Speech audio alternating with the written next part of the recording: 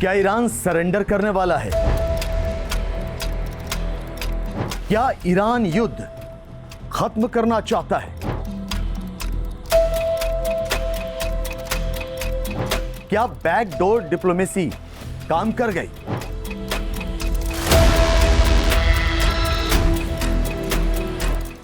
सवाल इसलिए क्योंकि ईरान के राष्ट्रपति मसूद पेजेश्कियन ने इजराइल और संयुक्त राज्य अमेरिका के साथ युद्ध के दौरान किए गए हमलों के लिए पड़ोसी देशों से माफी मांगी है। राष्ट्रपति पेजेश्कियन ने कहा है कि तेहरान पड़ोसी देशों को तब तक निशाना नहीं बनाएगा जब तक कि उन पर वहीं से हमला न किया जाए। उन्होंने कहा कि मुझे अपनी ओर से और ईरान की ओर से उन पड़ोसी देशों से माफी मांगनी चाहिए जिन पर ईरान ने हमला किया था। अंतरिम नेतृत्व परिषद ने कल सहमति जताई कि पड़ोसी देशों पर अब और हमले नहीं किए जाएंगे और न ही कोई मिसाइल दागी जाएगी जब तक कि ईरान पर हमला उन्हीं देशों से न किया जाए। पेजेश्कियन ने ईरानी सरकारी टीवी पर प्रसारित अपने संबोधन में ये बातें कही।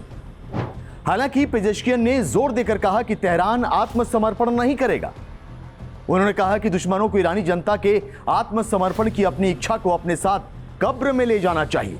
गौरतलब है कि परमाणु वार्ता ठप होने और ईरान द्वारा परमाणु गतिविधियों को फिर से शुरू करने के दावों के बाद अमेरिका और इजराइल ने 28 फरवरी को ईरान पर हवाई हमले किए। ऑपरेशन एपिक फ्यूरी नाम से किए गए इन हमलों में राजधानी तेहरान समेत ईरान के कई शहरों को निशाना बनाया गया और इनमें सर्वोच्च नेता आयतुल्लाह अली खामेनेई, उनकी पत्नी, बेटी, दामाद और पोती की मौत हो गई।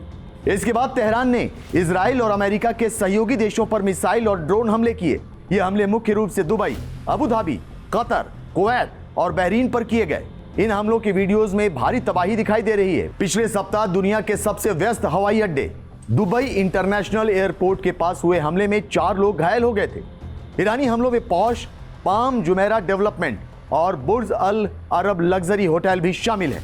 जबकि मंगलवार को ड्रोन के मलबे से दुबई में अमेरिकी वाणिज्य दूतावास में आग लग गई। बहरीन में गुरुवार को एक ईरानी मिसाइल ने सरकारी तेल रिफाइनरी को निशाना बनाया।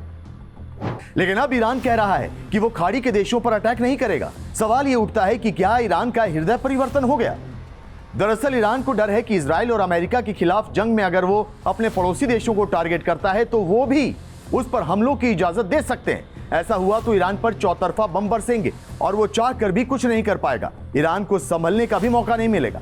हालांकि अब तक उसके पड़ोसी देशों यानी यूएई, सऊदी अरब और कतर ने धैर्य का परिचय दिया है। लेकिन अगर ये धैर्य टूटा तो ईरान के लिए मुश्किल खड़ी हो सकती है।